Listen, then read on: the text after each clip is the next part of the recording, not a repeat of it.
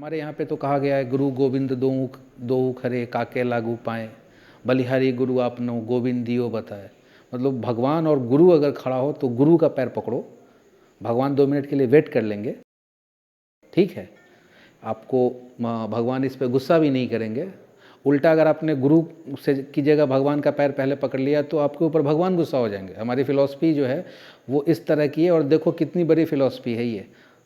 But आज के date में तो बिना गुरु के ही भगवान मिल जाते हैं हमें, तो ये समझने की बात है। नमस्कार, उम्मीद करता हूँ कि आप सब अपने घर में स्वस्थ होंगे, अपना और अपने घर के प्रियजनों का ख्याल भी रख रहे होंगे आप। आज जो टॉपिक है जिस पे कि हम लोग चर्चा करने वाले हैं, वो टॉपिक बहुत ही बड़ा टॉपिक है, और टॉपिक है एजुकेशन, शिक्षा के ऊपर आज हम लोग कुछ बात करेंगे। और मुझे ऐसा लगा कि अभी के वक्त में बहुत सारी चीज़ें हैं, उनको समझने के लिए इस फंडामेंटल कॉन्सेप्ट का नॉलेज होना बहुत ज़रूरी है। ओके, तो बातें जो होंगी वो थोड़ी सी एनालिटिकल भी होंगी, और थोड़े एग्जाम्पल के साथ हम इन चीज़ों को अपने डे बाय डे लाइफ के साथ जोड़ने की कोशिश करेंगे, ताकि हम लोगों को एक आइडिया हो सके, एक कंसेप्ट डेवलप हो सके कि क्या ज़रूरी है और क्या गैर ज़रूरी है।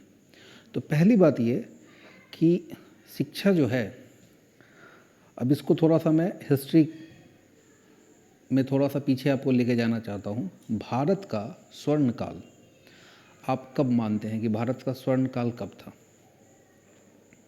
सोचिए। मॉडर्न हिस्ट्री के अकॉर्डिंगली जो गुप्त काल है भारत का, गुप्तकालीन समय जो है वो स्वर्ण काल में गिना जाता है। आप बात कर सकते हैं कि उस समय या उससे पहले जो लोग यहाँ पे हुए, उन्होंने इतना अच्छा काम किया कि भारत जो है वो सोने की चिड़िया कहलाता था। अब उसका सबसे बड़ा जो कारण है उसको समझने की ज़रूरत है। आप उसी समय बात करेंगे तो आपके पास बिहार के नालंदा में नालंदा यूनिवर्सिटी थी, जिसकी स्थापना चाणक्य के द्वारा की गई थी। चाणक्य जो हैं वो मॉडर्न टाइम में 2-2.5 हज़ार साल की जो हिस्ट्री है, ह्यूमन हिस्ट्री, इसमें चाणक्य जो हैं वो सबसे ब्रिलियंट आदमियों में से एक माने जाते हैं, मतलब जीनियस माने जाते हैं, ठीक है। नंबर क्या होगा हम लोग इसमें नहीं जाते हैं कि नंबर 1 2 3 4 5, इसकी चर्चा नहीं कर रहे हैं, मगर हाँ, जो जीनियस हुए इस धरती पे उसमें चाणक्य को आप ज़रूर लेंगे। कारण है, बहुत साधारण सा कारण है कि उन्होंने कूटनीति, अर्थशास्त्र, राजनीति शास्त्र, इनके वो पंडित थे, और उन्होंने एक ऐसा सिस्टम डेवलप किया जो आज भी हम लोग बात करते हैं चाणक्य की नीतियों के बारे में। अक्सर आपके व्हाट्सअप, फेसबुक पे, व्हाट्सअप यूनिवर्सिटी में इस तरह के मैसेज तैरते हुए आ जाएंगे, जहाँ कोई मैसेज रहेगा और उसको अगर जस्टिफाई करना है तो उसके नीचे चाणक्य का फ़ोटो लगा दिया जाता है। अब वो बात सही है गलत है हम लोग इसमें तो नहीं जाते, बट चाणक्य का जो इमेज है ये हम लोगों को प्रभावित करता है, क्योंकि चाणक्य जो है वो सिंबल ऑफ एक्सेलेंस। चलिए, अब उसके बाद हम लोग आते हैं थोड़ा सा आगे कि भारत का वो जो समय था वो स्वर्णिम क्यों था? क्योंकि इंडिया का जो एजुकेशन सिस्टम था उस समय का, उस समय के लोगों की जो समझ थी, उस समय की जो दुनिया थी, उसमें बेहतर थी। मॉडर्न टाइम में आप देखते हैं कि यूके जो है, इंग्लैंड या फिर फिनलैंड या फिर आपका Germany, France, USA, even China, ये सारे के सारे देश जो हैं जो हमसे आगे हैं, ठीक है, दुनियावी मायनों में वो क्यों आगे हैं? तो उसका एक सबसे बड़ा फैक्टर है वहाँ का एजुकेशन। एजुकेशन जैसे जैसे इंक्रीज़ करेगा, आपकी संस्थाएं उतनी बेहतर होंगी, आपका समाज उतना अच्छा होगा, और as a country, as a nation, as a human आपकी क्वालिटी इम्प्रूव होती है। तो 1947 जब अपना भारत आज़ाद हुआ तो एक न्यू बॉर्न नेशन के तौर पे था ये, और उस समय की आबादी तकरीबन 35 करोड़ के आसपास की हमारी आबादी थी। और प्रॉब्लम ये हुआ कि इंडिया डिवाइड भी हुआ, 2 पार्ट में डिवाइड हुआ, इंडिया एंड पाकिस्तान। तो एक साथ 2 देश का जन्म हुआ। पाकिस्तान के 2 पोर्शन थे, एक पूर्वी पाकिस्तान जिसे आजकल हम लोग बांग्लादेश के नाम से जानते हैं, और दूसरा पश्चिमी पाकिस्तान जिसे आज पाकिस्तान के नाम से ही जानते हैं। तो अब बात यह है कि जब अंग्रेज़ हम लोगों को छोड़ के गए तो हमारा जो लिटरेसी रेट था, ठीक है, वो लिटरेसी रेट था अराउंड 4%। और इस 4% में अगर आप बात करें कि जो फीमेल है, इनका जो लिटरेसी रेट है वो लगभग ना के बराबर था, बहुत कम। ठीक है, तो महिलाएं, इसका कारण ये था कि महिलाएं बहुत शोषित भी रहीं, बहुत प्रताड़ित भी रहीं। आज भी आप इस बात को देखते हैं। तो पहली बात तो यह है कि अगर आप अशिक्षित हैं तो एक बात की गारंटी है कि आपका शोषण होगा। इस बात को आप लिख लीजिए कि अगर आप अशिक्षित हैं, आप एजुकेटेड नहीं हैं, तो आपका शोषण होगा। और अगर कोई व्यक्ति अशिक्षित है तो जिस तरह से उसका शोषण होता है, उसी तरह से अगर कोई समाज अशिक्षित है तो उसका शोषण होगा। आप इस बात को देखिए, दुनिया में जहाँ जहाँ पे भी लोगों को गुलाम बनाने की प्रथा रही है या फिर बंधुआ मजदूर की प्रथा रही है, पूरे हिस्ट्री में आप देखिए तो वही लोग रहे हैं जो लोग अशिक्षित रहे हैं। तो शासन करने का एक सबसे अच्छा जो फॉर्मूला है, जो फंडा है, एकदम 100% शर्तिया एकदम इलाज इसको बोल सकते हैं कि आपके जो रियासत में लोग हैं, इनको क्या करें, इनको आप अंडर एजुकेट रखें, ज़रूरत से कम। क्योंकि जैसे ही वो एजुकेट होंगे तो एजुकेशन में हमारी परंपरा में एक बहुत बड़ा श्लोक है, ठीक है, और वो है या विद्या सा विमुक्तयेत। विद्या वो है जो बंधनों से आज़ाद करती है। उसको आप एग्जाम्पल के तौर पे यूँ समझे कि मान लीजिए कि कोई एक अंधेरा कमरा है, कुछ नहीं दिख रहा है, कुछ नहीं दिख रहा है, और वहाँ पे एक छोटा सा आप एक दिया लेके चले गए, और जब आप दिया लेके गए तो आप चौंक गए कि उस कमरे में सैकड़ों लोग भरे हुए हैं, हर एक आदमी परेशान है, हर एक उस जगह से निकलना चाह रहा है, मगर किसी को कोई राह नहीं दिख रहा है। तो एक छोटे से दिए का ये कमाल है कि वो अंधेरे को मिटा देता है। तो ये एक पैरेलल फोर्स है, और दुनिया में दो ही तरह की फोर्स होती है, एक ब्लैक है, दूसरा लाइट है, प्रकाश और अंधकार। इन्हीं दो के बीच झगड़ा चलता है। तो एजुकेशन अगर नहीं है सोसाइटी में तो वो सोसाइटी शोषित होगा ही होगा, उसको कोई नहीं बचा सकता है। तो पहली बात यह है कि एजुकेशन इसलिए नहीं क्योंकि हमें अच्छा नौकरी मिल जाए, अच्छा जॉब मिल जाए, ये सब आउटपुट हैं। धीरे धीरे हम लोग बात करेंगे इस पर डिटेल में, मगर पहला तो ये कि अगर आप एजुकेटेड नहीं हैं तो आप शोषित हैं। इससे कोई लेना देना नहीं है कि आप किस देश में पैदा हुए, आप किस जाति में पैदा हुए, आप किस बोली में पैदा हुए, आप किस क्षेत्र में पैदा हुए, कोई फ़र्क नहीं पड़ता है, आपका शोषण होगा। और आपका अगर वैसा शोषण नहीं हो तो आपका पारिवारिक शोषण होगा। महिलाएं इसका बेस्ट एग्जाम्पल है। एक बहुत बड़ा वर्ग जो है वो सिर्फ इस कारण से शोषित हुआ क्योंकि वो एजुकेटेड नहीं था। तो एजुकेशन बहुत ज़रूरी चीज़ है, पहली बात। आई होप कि यहाँ तक आपको समझ में आया होगा। तो 1947 में इंडिया जब आज़ाद हुआ तो उस समय के जो भारत के तात्कालिक प्रधानमंत्री हुए श्री जवाहरलाल नेहरू, और गृह मंत्री हुए सरदार पटेल, और उस समय के एजुकेशन मिनिस्टर जो थे वो मौलाना आज़ाद। तो इन लोगों ने मिल करके ये सोचा कि सबसे पहले तो हमें क्या करना होगा कि एक ऐसा, और हमारी जो जीडीपी थी वो लगभग बर्बाद हो चुकी थी क्योंकि पिछले 150-200 सालों से अंग्रेज़ों ने भारत को सिर्फ लूटा ही था, लूट ही मचाया था। तो हमारे पास कुछ बहुत ज़्यादा फंड नहीं था, मगर उस समय ये सोचा गया कि अगर यहाँ के लोगों को लिबरेट करना है, अगर आज़ादी रियल मायने में लानी है तो क्या करना होगा, लोगों को एजुकेट करना होगा। तो उनका पहला कंसर्न ये रहा कि लोगों को एजुकेट करो। तो एजुकेट करने के लिए उन्होंने क्या किया, फिर बेसिक स्ट्रक्चर से लेकर के यूनिवर्सिटी लेवल तक का स्ट्रक्चर उन्होंने तैयार किया। अब हमारे पास चूँकि कुछ इंफ्रा था नहीं, तो सबसे बड़ा प्रॉब्लम ये है कि अगर आपके पास इंफ्रा नहीं होगा तो सबसे बड़ा समस्या ये है कि इंफ्रा बनाओ। और हमारे पास फंडिंग का बहुत ज़्यादा अभाव था, मगर उतना होने के बावजूद भी उस समय इंडिया में आईआईटी कानपुर खोला गया, आईआईटी खड़गपुर खोला गया, आईआईएम्स खोले गए, ठीक है, आपके रिसर्च सेंटर खोले गए, जिसका फ़ायदा आज इंडिया, आज के समय में हम लोग उसका फ़ायदा ले रहे हैं। अगर आज इंडिया का नाम बहुत ऊंचा हुआ है तो उसमें आईआईटी का कहीं ना कहीं योगदान है, आप इसको नकार नहीं सकते। आज जो मेडिकल में हमारा काम अच्छा हो रहा है उसमें एम्स का बहुत बड़ा योगदान है, आप नकार नहीं सकते हैं। कम या ज़्यादा वो अलग बात है, हम लोग उसमें नहीं जाएंगे क्योंकि हमारे पास तो कुछ था ही नहीं।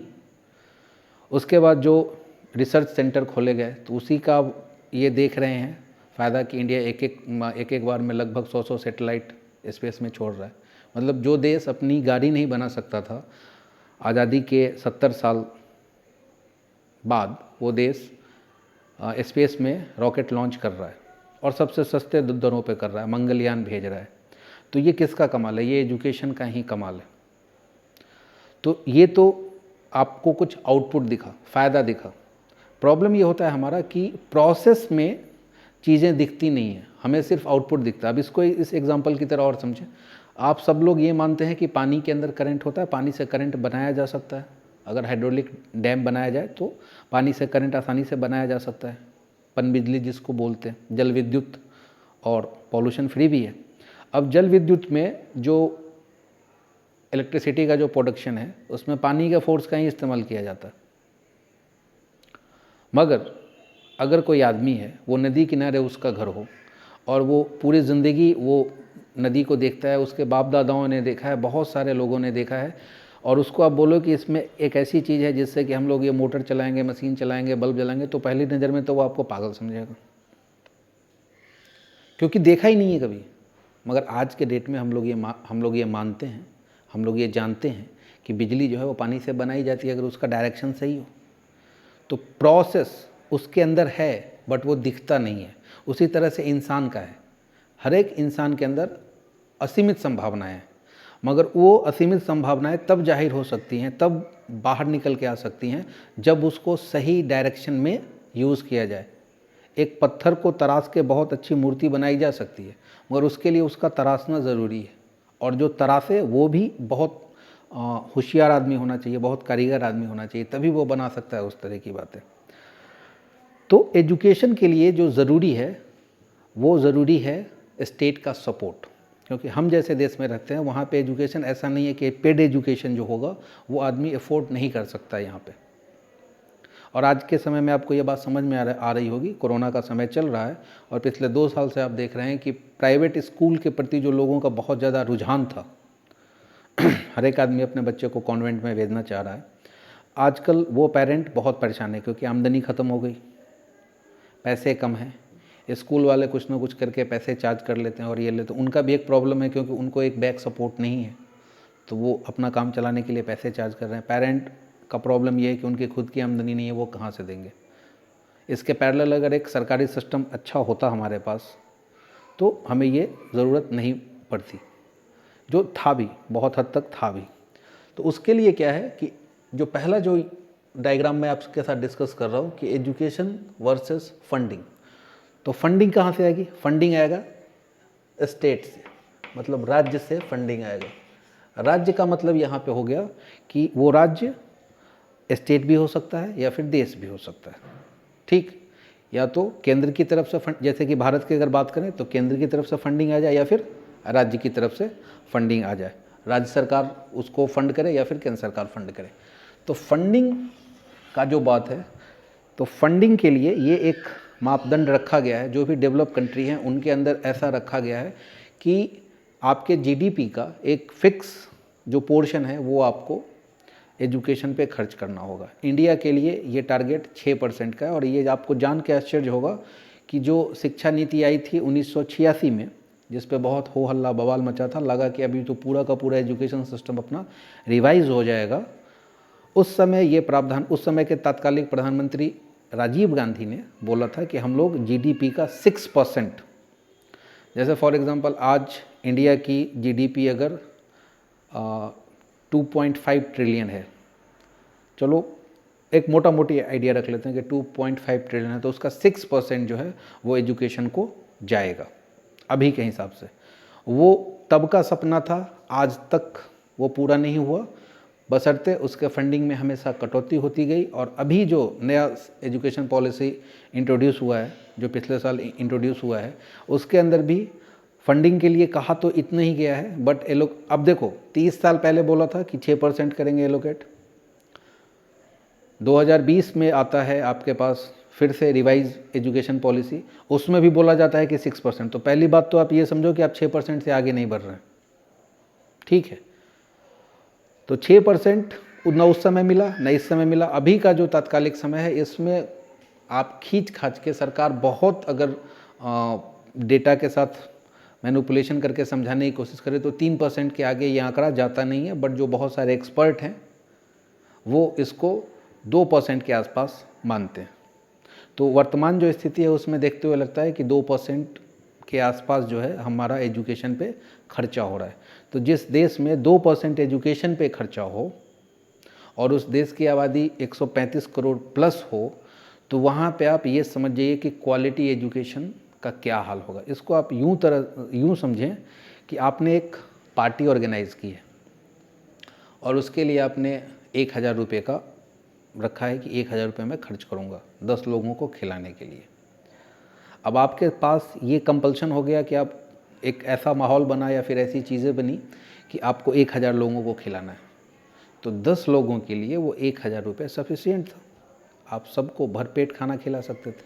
मगर अब आपने 1000 लोगों को बुला लिया है और आपने फंड भी 1000 रुपये ही रखा है। तो आप ये सोच के बताइए कि क्या उसमें से एक भी आदमी पेट भर खा पाएगा क्या? नहीं खा पाएगा। तो उसको ज़रा सा हम लोग इधर थोड़ा सा मैथमेटिकली उसको समझने की कोशिश करते हैं। फॉर एग्ज़ाम्पल कि ये अपना बेस ईयर है का मीनिंग ये है कि जब से हम लोग आज़ाद हुए 1947, ये 47 का समय है। उस समय एजुकेशन का एक लेवल है कि इतने कम लोग, और मैक्सिमम जो आज़ादी है वो एजुकेटेड नहीं है, अशिक्षित है, साक्षर भी नहीं है। अब धीरे धीरे इंफ्रा थोड़ा सा बढ़ा, एजुकेशन की फंडिंग थोड़ी सी बढ़ी, व्यवस्थाएं थोड़ी सी बढ़ी और लोग थोड़े से लाभान्वित होने लगे। अब हुआ ये कि जैसे ही आपका फंडिंग इंक्रीज़ करेगा तो क्वालिटी ऑफ एजुकेशन इंक्रीज़ करेगा। कैसे इंक्रीज़ करेगा? वो प्राइमरी लेवल पे क्वालिटी ऑफ एजुकेशन इंक्रीज़ होगा, फिर सेकेंडरी लेवल पे, कॉलेज लेवल पे, यूनिवर्सिटी लेवल पे, and also research and development में भी आपका जो क्वालिटी है वो इम्प्रूव करेगा। अब फंडिंग चूँकि डे बाय डे कम होता जा रहा है, तो ऐसा क्यों किया गया? क्योंकि एजुकेशन जो है वो राज्य का सब्जेक्ट है, और जब भी मैं राज्य बोलूँगा तो यहाँ पे आप राज्य की जो परिकल्पना है वो केंद्र और राज्य इन दोनों को मान के चलें, ठीक है? या फिर मैं देश बोलूँगा, उसमें राज्य और देश, राज्य और जो देश है हमारा पूरा का पूरा भारतीय गणराज्य, वो शामिल हो जाता है। तो क्वालिटी एजुकेशन में जो बात है वो फंडिंग के साथ साथ, तो ऐसी सरकारों को, जो सरकारें ऐसा काम करती हैं, उन सरकारों को हम लोग बोलते हैं कि लोक कल्याणकारी सरकार। लोक कल्याणकारी सरकार। अब सरकार के लिए ये एक ऐसा काम है जिससे कि एक आदमी डायरेक्टली लाभान्वित होता है। बट अब फॉर एग्ज़ाम्पल जो बच्चा अभी 0 या 1 साल या 2 साल या 5 साल का है, वो 15-20 साल पढ़ाई करेगा, उसके बाद वो अच्छा आदमी बनेगा, ठीक है? तो ये कंटिन्यूअस प्रोसेस है। तो इसमें आपका जो इनपुट है वो तो जाता है, बट उसका रिजल्ट इंस्टेंटेनियस दिख जाए वो नहीं दिखेगा। जैसे बिजली के खंभे लगा दिए, तुरंत दिख जाएगा। रोड बना दिया, तुरंत दिख जाएगा। नल का पानी लगा दिया, तुरंत दिख जाएगा। ये चीज़ें जो हैं वो पब्लिक को जल्दी दिखती हैं। बट आप सड़क तो बना सकते हैं, 4 लेन नहीं 8 लेन का सड़क बना सकते हैं, बट उस सड़क पे चलने का शऊर तभी आएगा जब आपके लोग एजुकेटेड होंगे। खैर वो भी एक सपना है, बेचते हैं कि 8 लेन का सड़क, यहाँ तो 2 लेन का पॉसिबल नहीं है बहुत जगह पे, तो वो कहने के लिए बातें हैं, वो स्लोगन्स हैं। बट एजुकेशन अगर रहेगा तो अगर सिंगल लेन भी है तो आदमी उस पर सलीके से चल सकता है। डिसेंट आप लोगों को बनाओ, तरक्की याफ्ता बनाओ, लिबरल, उनको सोचने का जो उनका तरीका है वो किस तरह से हो, लिबर्टी उनके पास होनी चाहिए थोड़ी सी। तो ऐसी सरकार जो है लोक कल्याणकारी सरकार, भारत सरकार जो बनी, वो भारत सरकार इस उद्देश्य को लेकर आगे चली कि जो एजुकेशन रहेगा वो स्टेट कंसर्न रहेगा और इस पे स्टेट हमेशा फोकस करेगी और इसके क्वालिटी को बढ़ाएगी। अब इसमें बहुत तरह की बातें आ जाती हैं कि क्वालिटी ऑफ एजुकेशन में फिर आएंगी यहाँ पे जो बातें हैं कि एजुकेशन के लिए क्या क्या रिक्वायर्ड है, तो सरकार क्या क्या करती है। सरकार आधारभूत संरचनाएं बनाती है। आधारभूत संरचनाएं का मतलब है कि स्कूल बनवाना, कॉलेज बनवाना, यूनिवर्सिटीज़ बनवाना, तो उनके बिल्डिंग बनेंगे, उनके अंदर जो इक्विपमेंट चाहिए, कोई अगर साइंस का कॉलेज बन रहा है तो साइंस लेबॉर्ट्री और इस तरह की चीज़ें जो होनी चाहिए, इसका जो है वो सही मात्रा में वहाँ पे पहुँचना चाहिए। जिस क्लास के अकॉर्डिंगली वो स्कूल या कॉलेज बनवाया जा रहा है, तो इसको बोलते हैं इंफ्रा। इंफ्रास्ट्रक्चर तैयार करना, आधारभूत संरचनाएं तैयार करना। फिर उसमें क्या हो जाएगा,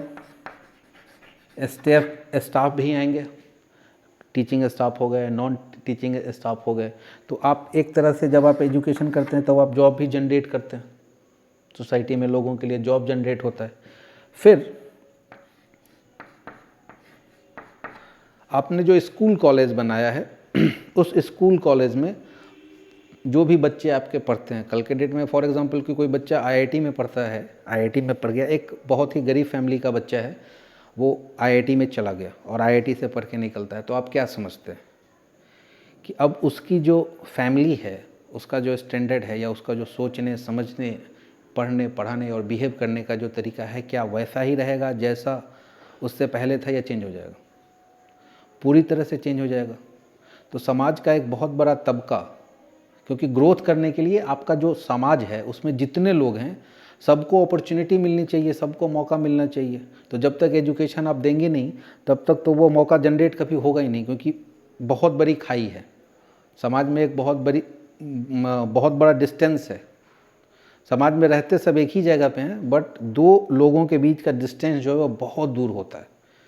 जैसे कि अभी आप मुंबई चले जाओ तो मुंबई में भिंडी बाज़ार एक जगह है, और मुंबई में आपको पता है कि मुकेश अंबानी जी का भी घर है, जिसका नाम क्या है, एंटीलिया हाउस। अब देखो, एजुकेशन अगर नहीं है आदमी के पास तो उसका सिस्टम से जो डिफरेंस हो जाता है वो वैसा ही रहता है जो आप आम जनजीवन में महसूस करते हैं। सिस्टम आपके प्रति रिस्पॉन्सिबल नहीं हो पाता, या फिर आप क्वेश्चन नहीं कर सकते हैं, क्योंकि आपको सही क्वेश्चन करने भी नहीं आता है, और आदमी जो है वो परेशान रहता है। तो जैसे भिंडी बाज़ार के जो लोग हैं वो चाहते हैं कि वहाँ से निकल के किसी अच्छी जगह पे पहुँचे, वो मुंबई में ही हैं मगर वो पहुँच नहीं पाते हैं। और ऐसा नहीं है कि लोग नहीं रहते, लोग तो हर एक जगह पे रहते हैं। एजुकेशन जो है वो उनको क्या करता है कि लिबरेट करता है। वो आप उसको एजुकेशन के हिसाब से समझें कि सिस्टम आपके साथ कैसे बिहेव करेगा। जैसे फॉर एग्जांपल कि आपको किसी पुलिस वाले ने पकड़ा, एक अनपढ़ आदमी है, 3 एग्जांपल हम लोग लेंगे कि एक आदमी है एक्स, एक आदमी है वाई और एक आदमी है जी। एक आदमी है एक्स, एक आदमी है वाई और एक आदमी है जी। और इसको किसने पकड़ा है? पुलिस ने पकड़ा है। अब कोई बहुत बड़ी बात नहीं है, आप गाड़ी से जा रहे थे और आपको पकड़ लिया गया, ठीक। अब एक्स जो है वो बहुत साधारण सा आदमी है और इसको कुछ पता नहीं है, मतलब पुलिस को देख के ऐसे इसके हाथ पांव फूल जाते हैं, मतलब देख ले तो हालत ख़राब हो जाए उसकी। और जो पुलिस वाला है वो जो पकड़ता है तो उनको अंदाज़ा रहता है कि आप किसको पकड़ रहे हैं, किस तरह की बात है। तो इसका क्या करता है, ये आदमी शोषण करता है, इससे घूस लेना या इसको डराना आसान हो जाता है। अब एक दूसरा आदमी है, मान लीजिए कि ये आप हैं, थोड़े पढ़े लिखे हैं, आप तैयारी करते हैं, या फिर आपने किसी अच्छे जगह से पढ़ाई भी है, कहीं नौकरी करते हैं आप, या फिर आप एक समझदार जहन के आदमी हैं, आपको पता है कि किस तरह से बात करना है, कैसे बात करना है। तो आप देखेंगे कि वही सिस्टम, वही आदमी आपसे उस तरह से बात नहीं करेगा, या फिर जो कानून संगत होगा उस तरह से आपकी बातचीत होगी। वो आपके साथ जोर ज़बरदस्ती करने की स्थिति में नहीं होगा, जबकि इस आदमी के साथ वो हाथ चलाने की स्थिति में भी पहुंच सकता है। एक साधारण सा जो सिपाही होगा वो भी। अब बात आती है कि एक आदमी है जेड, ये पढ़ा लिखा तो है ही, साथ के साथ में ये वकील भी है भाई साहब, और समझो कि ये सुप्रीम कोर्ट में वकील है, बहुत बड़ा वकील है, प्रशांत भूषण जैसा, ठीक है जो किसी की भी वाट लगाने के लिए तैयार रहता है। अब इसको गलती से पकड़ लिया इसका। अब हालत ये है कि ये जो जेड है, इस पुलिस वाले का जो पिताजी का जो पिताजी है, जिसको सुपरिटेंडेंट बोलते हैं हम लोग, ये तो उसको भी 2-4 दिन बैठा करके ट्यूशन देगा अपने घर में, ठीक है। अब सोचो कि ये पुलिस वाला को गलती से अगर इस आदमी पे हाथ भी दे दिया तो ये इसकी क्या हालत होगी, जबकि ये बहुत ज़्यादा कुछ कर नहीं रहा है, नॉर्मल सी बात, बहुत साधारण सा बात है।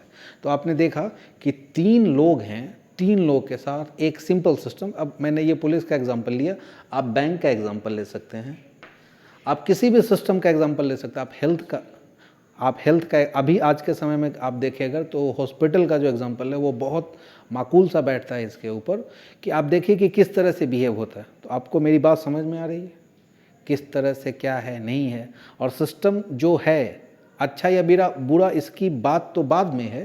पहली बात तो ये है कि जो सिस्टम है जो है भी वो आपके साथ कैसे बिहेव करता है। तो उसके लिए एक ही वेपन है कि आपका अच्छा एजुकेशन होना।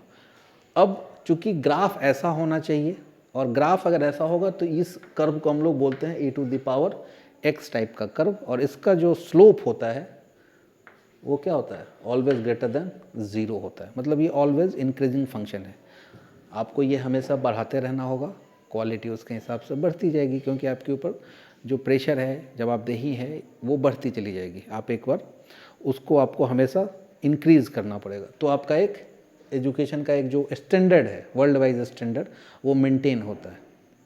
बट बहुत अफसोस के साथ मुझे कहना पड़ रहा है कि हमारा जो ग्राफ है सिस्टम का फंडिंग के हिसाब से एजुकेशन को लेकर के, वो उस ग्राफ में ऐसा नहीं है, वो ग्राफ कुछ इस टाइप का है।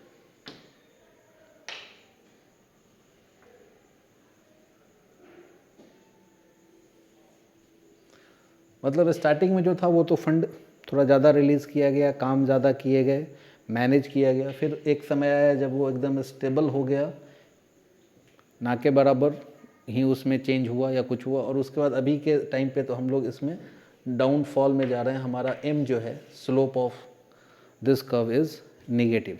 तो स्लोप निगेटिव है, आप कितना भी हल्ला कर लो, आप कुछ भी कर लो, आप देखोगे कि क्वालिटी ऑफ एजुकेशन इम्प्रूव नहीं होगा।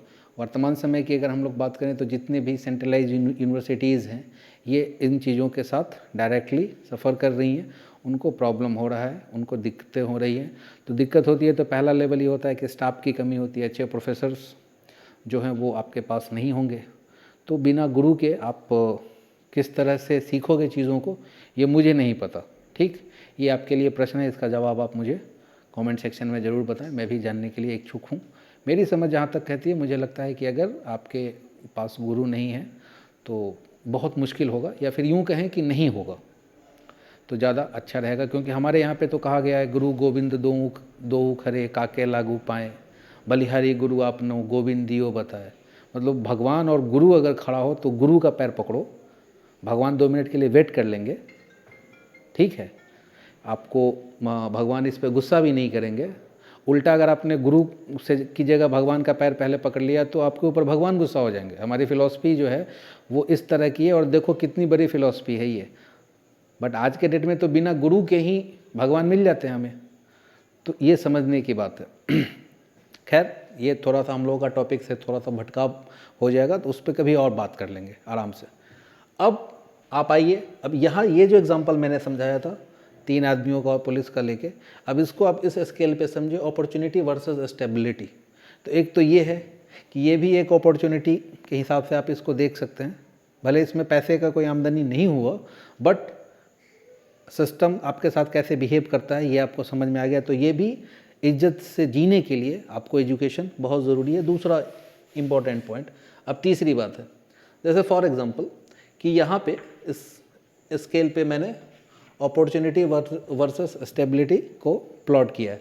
मान लीजिए कि आप किसी एक अच्छे कॉलेज से पास आउट है, ग्रेजुएट है, बढ़िया कॉलेज से, जिनका नाम आप जानते हैं, आईआईटी से हो सकते हैं, किसी अच्छे मेडिकल कॉलेज से हो सकते हैं, आप किसी अच्छे इंजीनियरिंग कॉलेज से हो सकते हैं, आप किसी अच्छे यूनिवर्सिटी से, जेएनयू से हो सकते हैं, आप किसी दिल्ली यूनिवर्सिटी से आप हो सकते हैं। जो भी अच्छे यूनिवर्सिटीज़ और अच्छे कॉलेजेस हैं उनको अगर आप देखेंगे और आप उससे अगर ग्रेजुएट हैं, आप आईआईएम से ग्रेजुएट हो सकते हैं, तो आपके जो जॉब के जो चांसेस हैं, एक डिसेंट चांस तो आपको मिलेगा ही मिलेगा। और वो जो डिसेंट चांस है वो स्टेबल रहता है एक स्केल पे, कि इतना तो मेरे को मिलना ही मिलना है, ठीक है, इतना तो अपने को होना ही होना, एक मिनिमम रिक्वायरमेंट है। उसके बाद अगर आप अच्छे जगह से हैं और आपका क्वालिफ़िकेशन काफ़ी शानदार है, तो आपको ज़िंदगी में अलग अलग मौके मिलेंगे। ये जो आप स्पाइक देख रहे हैं ये क्या है, वो अलग अलग मौके हैं। कि आपकी ज़िंदगी में आपको ये बेहतर मौके मिल सकते हैं।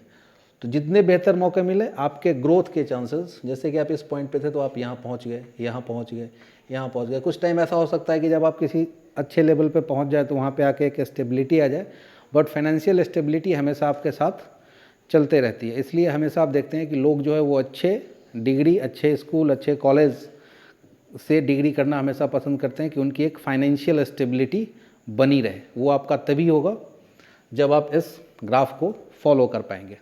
अच्छा, इस ग्राफ तक पहुंचने के लिए इस ग्राफ का अच्छा होना बहुत ज़रूरी है, क्योंकि ये फंडिंग जो है वो सिर्फ सरकार तक सीमित तो है नहीं। इस फंडिंग के बावजूद भी आपका जो घर का होता है फंडिंग, वो आपको देना पड़ता है, वो भी लगाना पड़ता है। तो मान लीजिए कि अगर घर की फंडिंग भी रहे, थोड़ी बहुत तो चाहिए आपको, कम से कम मिनिमम सपोर्ट तो आपको चाहिए। मगर अगर ये फंडिंग अगर ज़्यादा बेहतर है, सरकारी फंडिंग अगर ज़्यादा बेहतर है, तो आपके पास अगर कम भी फंडिंग है तो आप अच्छा एक एजुकेशन अचीव कर सकते हैं। स्टेबिलिटी आ गया, फिर हो सकता है कुछ टाइम कि आपका ग्राफ जो है वो नीचे जा रहा है, मतलब रिसेशन आ गया दुनिया में जैसा 2008 में आया था। बहुत सारे लोगों का जॉब चला गया, बहुत सारे लोगों की ज़िंदगी तबाह हो गई। और जिस तरह से अभी का समय जो चल रहा है, कोरोना का समय में पिछले 2 साल से आप देख रहे हैं कि बहुत सारे लोगों का जॉब जा रहा है, बिजनेस ख़राब हो रहा है, तो उनकी स्टेबिलिटी जो है वो हिल गई है। हर एक आदमी इस चीज़ से परेशान है। स्टेबिलिटी में थोड़ा सा उतार चढ़ाव आने का मतलब क्या है कि फाइनेंशियल स्टेबिलिटी की हम लोग बात कर रहे हैं कि फाइनेंशियल स्टेबिलिटी जो है हर एक आदमी की अप एंड डाउन जा रही है।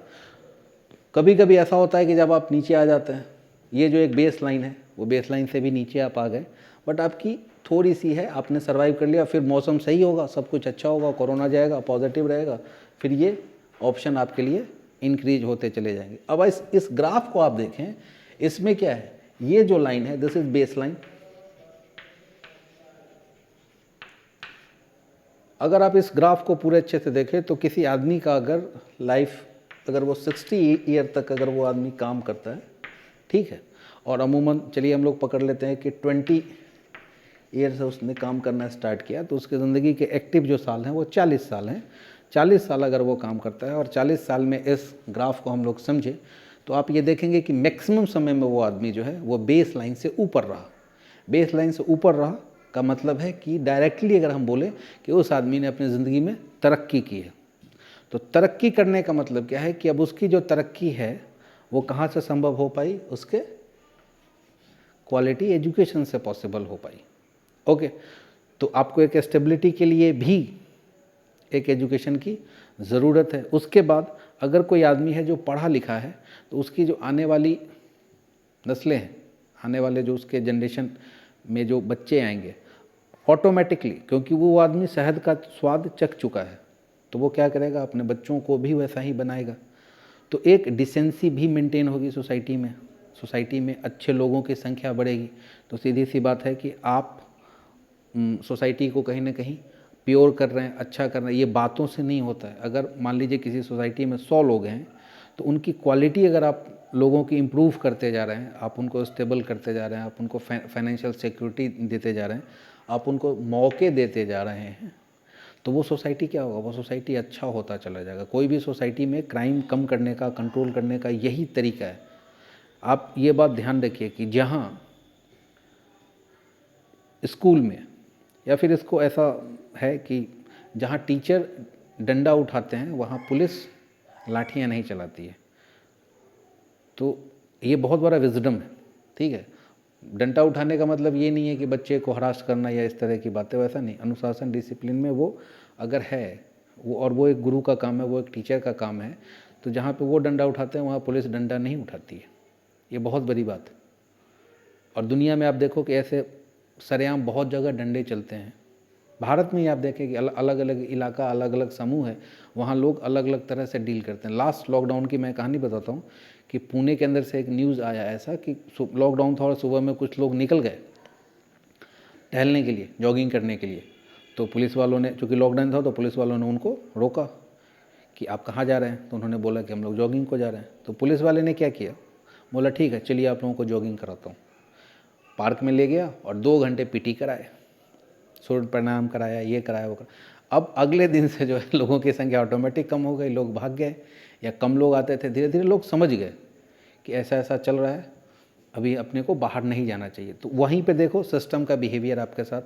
और उसी समय एक और वीडियो बहुत वायरल हुआ जो सुनने में आया कि तोड़ देंगे तुम्हारे शरीर का कोना कोना, बट नहीं होने देंगे तुमको कोरोना। तो वो दूसरा एक सिस्टम है, आए दिन डंडा चलने की और इस तरह की बातें आप देखते रहते हैं। अब आप देख रहे हो पुणे जो है वो भारत का एक एजुकेटेड शहर में काउंट होता है, सिविलाइज में काउंट होता है। तो देखो कि दो जगह पे, दोनों जगह लोग ही हैं और दोनों जगह सेम पुलिस वाले हैं, सेम उनका स्कूलिंग होगा, वो पुलिस वालों का सेम उनको कानून की किताब पढ़ाई जाती होगी, बट दो जगह दो बिहेवियर। ठीक है, तो अपॉर्चुनिटी वाइज भी ये बहुत ज़रूरी है एक आम आदमी के लिए, जो एक नॉर्मल है, जो राजा महाराजा नहीं है, जिसके बाप का नाम जो है बम्बानी है। ठीक है, तो वैसे लोगों के लिए एजुकेशन बहुत ज़रूरी है। अदरवाइज़ आप कभी एकाध जो एक्सेप्शन है उसको छोड़ करके जो है आप ये नहीं कह सकते हैं कि विदाउट एजुकेशन आपने ग्रोथ कर लिया। अब एजुकेशन बहुत बड़ा शब्द है, इसके मायने बहुत है। एजुकेशन का मतलब सिर्फ किताबी ज्ञान से नहीं होता। हमारे यहाँ ये भी प्रॉब्लम है कि हम लोग सिर्फ किताबी ज्ञान को ही एजुकेशन मान लेते हैं। कि कभी इस पे भी चर्चा होगी कि एजुकेशन के रियल मायने क्या हैं, उसके मयार क्या हैं, क्या क्या उसके अलग अलग ये हैं, क्षेत्र हैं, किस चीज़ को रियल एजुकेशन बोलते हैं, अप्लाइड एजुकेशन क्या है, किताबी ज्ञान एक अलग चीज़ है। ठीक है, उसके साथ साथ बहुत तरह की बातें, उस पर भी हम लोग कभी बात करेंगे डिटेल में। अब अगले डायग्राम पे आते हैं। अब भारत की जो समस्या है एजुकेशन को लेकर के, उसमें एजुकेशन और पॉपुलेशन, इसका बहुत बड़ा योगदान है। और पॉपुलेशन का भी जो समस्या है वो कहीं ना कहीं एजुकेशन से रिलेटेड है। मैं आपको एक एग्जांपल के तौर पे बात समझाना चाहता हूँ कि भारत के कुछ राज्य ऐसे हैं जहाँ पे जो बच्चों के जन्म लेने की जो दर है वो सामान्य दर के बराबर है या फिर उससे कम है। जैसे कि मैं भारत के जो दक्षिण के जो राज्य हैं उनमें एवरेज जो बच्चों का जो जन्म लेने का जो दर है वो लगभग 2 के आसपास है। और वही उत्तर के जो राज्य हैं वहाँ पे आप देखेंगे कि अभी भी बच्चों के जो जन्म लेने का जो दर है वो 3 के आसपास है या फिर कहीं कहीं 3 से ज़्यादा है। जैसे कि अगर आप बात करें महाराष्ट्र की, केरला की, तो इनमें जो जन्म का दर है वो लगभग 2 के आसपास ऑन एवरेज सीमित है। वहीं अगर आप बात करें उत्तर प्रदेश, बिहार, ऐसे बंगाल, ऐसे राज्यों की, तो यहाँ जो है वो रेट थोड़ा सा हाई है, 3।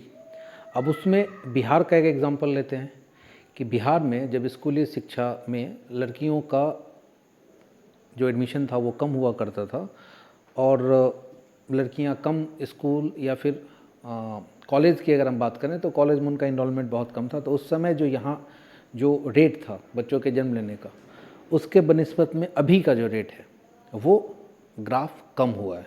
तो पहली बात तो ये है कि पॉपुलेशन कंट्रोल भी तभी पॉसिबल है जब सोसाइटी में एजुकेशन का एक नॉर्मल जो मापदंड है, शिक्षा का जो एक नॉर्मल स्तर है, बौद्धिक जो स्तर है, वो जब तक एक सामान्य स्तर की समझदारी ना हो जाए तब तक आप पॉपुलेशन कंट्रोल भी नहीं कर सकते।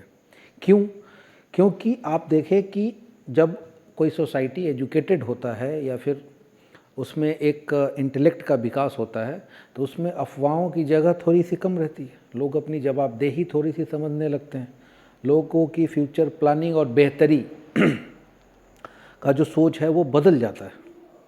तो ये एक छोटा सा एग्जाम्पल है, इसके थ्रू हम लोग समझ सकते हैं। और ऐसे कमोबेश अगर भारत की हम बात करें तो कहीं कम कहीं ज़्यादा, मगर ओवरऑल अगर देश के स्तर पे हम लोग बात करें तो वहाँ पे हम लोग पिछड़ रहे हैं। हमारा जो रेट है जनसंख्या बढ़ने का वो बहुत ज़्यादा है, जो अपने आप में एक बहुत परेशानी का वजह है। और उसका एक बहुत बड़ा कारण है एजुकेशन, कि एजुकेशन का ना होना या फिर लोगों का अशिक्षित होना। तो एक तो वो काम है कि पॉपुलेशन कंट्रोल के लिए आपको एजुकेशन सही करना होगा। और दूसरा समस्या ये है कि आपका पॉपुलेशन इतना ज़्यादा है कि आपकी जो फंडिंग है वो उसको सपोर्ट नहीं कर पाती है, आपका जो अपॉर्चुनिटी का स्केल है वो उसको सपोर्ट नहीं कर पाता है। और जो एजुकेशन की जो क्वालिटी है, चूँकि पॉपुलेशन बहुत ज़्यादा है तो उसको कंट्रोल करना, उसको सही बैलेंस ढंग से लेके चलने में हम लोग असफल हैं। तो इसका जो ग्राफ है ये आप देख रहे हैं कि ये ग्राफ पूरा एक डिक्रीजिंग फंक्शन टाइप का है, क्योंकि जैसी जैसी एजुकेशन आप क्वालिटी का इधर वाई एक्सिस पे क्वालिटी है और इधर पॉपुलेशन है, जैसे जैसे आपका पॉपुलेशन बढ़ता जाएगा क्वालिटी ऑफ एजुकेशन घटती जाएगी। इसका अंदाज़ा आप इस बात से लगाएं कि हमारे यहाँ जो सामान्य स्तर के जो सरकारी संस्थान हैं या फिर प्राइवेट संस्थान भी जो हैं, अगर कॉलेज के लेवल की अगर आप बात करें तो उनका स्तर नहीं है, बहुत ही ख़राब स्तर है। वहाँ जो ग्रेजुएशन की जो पढ़ाई है या फिर इंटरमीडिएट की जो पढ़ाई है वो बहुत स्तरीय नहीं है। अगर ख़राब बोलना थोड़ा सा हार्श होगा तो उसको ऐसा बोल सकते हैं कि स्तरीय नहीं है, जो कि धीरे धीरे घटता ही जा रहा है। और आप देखेंगे उसका सबसे बड़ा कारण इस तरह का है।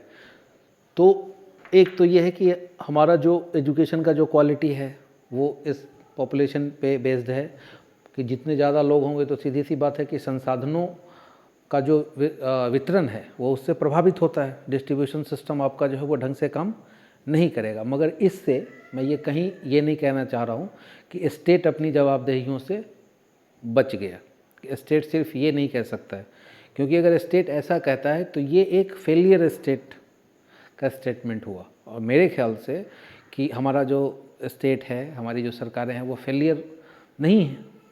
मैं ऐसा मानता हूँ कि वो फेलियर नहीं है। तो अगर वो फेलियर नहीं है तो वो इस तरह का स्टेटमेंट दे नहीं सकती हैं कि हाँ पॉपुलेशन ज़्यादा है इसलिए हम लोग कंट्रोल नहीं कर पा रहे हैं। तो ये कहीं ना कहीं जो नाकामी है वो उनकी भी नाकामी है, क्योंकि इतने दिनों के बाद भी हम लोग कोई अच्छी पॉलिसी इंट्रोड्यूस नहीं कर पाए और अपने लोगों को उस तरह से एजुकेट नहीं कर पाया, ग्रूम नहीं कर पाए। तो ये हमारा प्रॉब्लम है। अगला जो फैक्टर है जो एजुकेशन को प्रभावित करता है वो है आपका social and political environment. Social and political environment का मतलब है कि जो समाज जितना विकसित होगा उसमें एजुकेशन की संभावनाएं उतनी अच्छी होंगी और उस समाज में अच्छे लोगों के पैदा होने की या अच्छे लोगों की होने की संभावना बढ़ जाती है। और पॉलिटिकल इन्वायरमेंट का मतलब है कि जो आपका काम काज चलेगा, सरकारें जो चलेंगी वो किसी न किसी तरह से जो सत्ता होगा वो किसी न किसी पॉलिटिक्स पे आधारित होगी। वो पॉलिटिक्स आपकी लोकशाही हो सकती है, वो पॉलिटिक्स आपकी साम्यवाद का सिद्धांत हो सकता है या फिर राजशाही हो सकती है, किसी भी तरह का है। बट वो जो है वो सियासत का ही मसला रहता है, जो राज्य की जो शासन प्रणाली। तो पॉलिटिकल इन्वायरमेंट कैसा है, जो पॉलिटिकल लोग हैं या फिर जो सियासत वाले लोग हैं वो एजुकेशन को लेके कितना सिंसियर हैं, किस तरह का एग्जाम्पल सेट किया जाता है। क्योंकि जिस तरह का आप एग्जाम्पल सेट करेंगे उस तरह का समाज परिवर्तित होगा। जैसे मसलन मैं आपको एक एग्जांपल दूं कि किसी समाज में कोई एक बच्चा जो है वो फॉर एग्जांपल कि आईएएस बन जाता है और कलेक्टर साहब बन जाते हैं, तो उस समाज में आप देखेंगे कि उस समाज के बच्चों के अंदर एक तब्दीली आनी चालू हो जाती है। सब लोग पढ़ने लगते हैं, बहुत सारे लोग उसमें से अच्छा भी करते हैं, बहुत सारे लोग जो हैं वो उस जगह पे नहीं पहुंच पाए मगर अपनी ज़िंदगी में कुछ अच्छा कर लेते हैं। तो एक समाज का जो एक थिंकिंग है वो बदला, क्योंकि आपको इंस्पायर करने के लिए आपको लोकल हीरो चाहिए। हीरो आप हमेशा इंपोर्ट नहीं करेंगे या फिर ऐसे आदमी को हीरो मान करके या फिर उनसे इंस्पायर्ड होना ये साधारण बात नहीं है, यह असाधारण बात है। आपके जो माजी के जो हीरो रह चुके हैं या बड़े लोग रह चुके हैं उनसे नो डाउट कि आप प्रभावित होते हैं, आप उनसे इंस्पिरेशन भी लेते हैं, मगर आपको लोकल हीरो जनरेट करने होते हैं। उसका एक बेस्ट एग्जांपल है इंडिया के अंदर सचिन तेंदुलकर। सचिन तेंदुलकर को देख के जब से श्रीमान तेंदुलकर साहब ने क्रिकेट में अपनी एंट्री की और इंडिया के लिए, तो जितने लोगों ने उनको देखा है, इवन जो लोग इंडियन टीम में भी पहुँचे वो सचिन को देख के ही प्रभावित हुए। और ऐसा नहीं है कि सचिन की एज उस समय 80 साल थी। अभी कुछ दिन पहले उनका बर्थडे गया है, 24 अप्रैल को उनका बर्थडे होता है। 44-45 ईयर ओल्ड हैं सचिन, और देखिए कि उन्होंने अपनी ज़िंदगी में कितने लोगों को प्रभावित किया, सिर्फ अपने टैलेंट, अपने एजुकेशन के दम पे। अब एजुकेशन में बोलोगे तुम यार कि वो तो पढ़े लिखे नहीं है उतना, मैंने आपसे पहले ही बोला कि जो एजुकेशन है वो साधारण वर्ड नहीं है, वो बहुत बड़ा वर्ड है। उसके साथ क्या मैसेज आता है सोसाइटी में। अभी जो हम लोग देख रहे हैं कि सोशल एंड पॉलिटिकल इन्वायरमेंट कैसे चेंज करता है, एक आदमी कैसे चेंज करता है, ऐसे लाखों एग्जाम्पल हैं बड़े लोग जो हैं वो क्या करते हैं कि सोसाइटी को राह दिखाते हैं। तो उनके लिए क्या है कि ऐसे लोग तभी हो सकते हैं, ऐसे लोग तभी हो सकते हैं जब पॉलिटिकल इन्वायरमेंट जो है वो हेल्पफुल हो।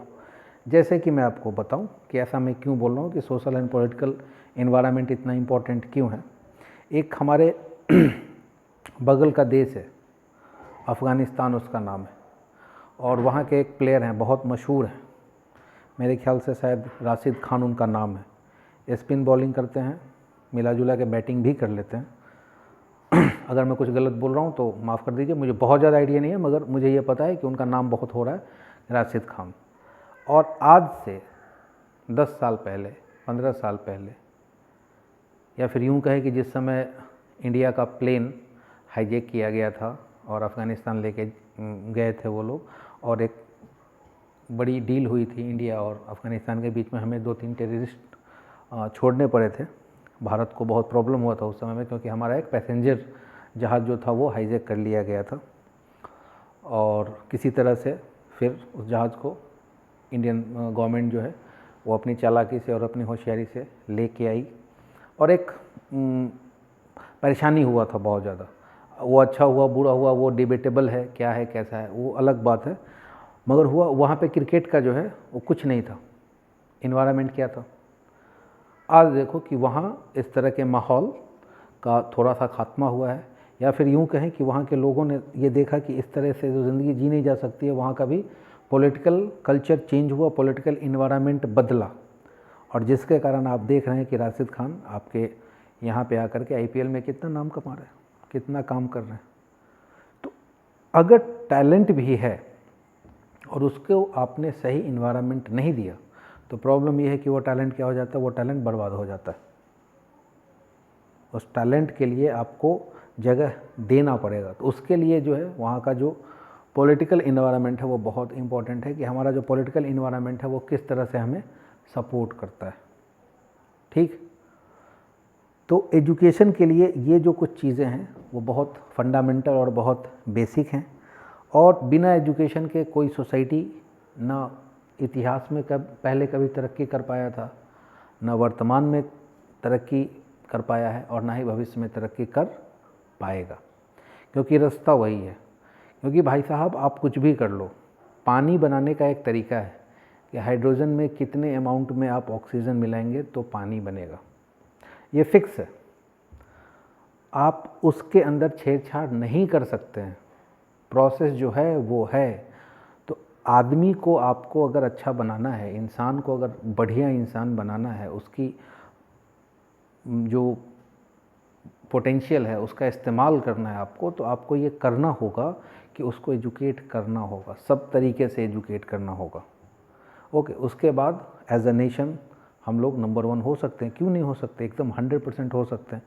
दुनिया में आप देखिए जितने भी देश हैं जिनके अंदर लिटरेसी रेट हाई है, सही में जिनकी हाई है, उनका आप देखिए कि उनका जीडीपी भी अच्छा है, उनका हेल्थ जो इंफ्रास्ट्रक्चर है वो हमसे बेहतर है, उनके यहाँ जो हैप्पी इंडेक्स है वो हमसे बेहतर है, उनके यहाँ जो भूखमरी है नहीं है, कम है। और दुनिया में जैसे जैसे देश आप देखते जाएंगे जिसके अंदर एजुकेशन का अभाव है तो उनका जीडीपी कम है, और एजुकेशन आपने कम किया तो वहाँ लोगों में गरीबी है, और एजुकेशन का जो स्तर जहाँ पे कम है वहाँ पे भूखमरी है, गरीबी है, उसके साथ साथ क्राइम है। और जो जितने बड़े बड़े चीज़ होते हैं, चाहे वो आतंकवाद हो, नक्सलवाद हो, या क्राइम हो, क्रिमिनल एक्टिविटीज़ हो, इसमें सामाजिक जो डिस्ट्रीब्यूशन है चीज़ों का, क्योंकि लोगों को अपॉर्चुनिटी मिल नहीं पाता है, सर्वाइवल का जहाँ पे प्रॉब्लम हो तो लोग क्या करते हैं, कुछ गलत कामों में पड़ जाते हैं। ठीक है, तो उनका जो रेशियो है उस रेशियो को मेंटेन करने के लिए, ऐसा नहीं है कि मान लो कि जहाँ पे अगर एजुकेशन बहुत अच्छा है, इसका एक आर्गूमेंट लोग देते हैं कि जहाँ पे एजुकेशन अच्छा है क्या वहाँ इस तरह की घटनाएं नहीं घटती? एकदम घटती हैं, मगर आप रेशियो देखिए, खतरनाक और डरावनी स्थिति है।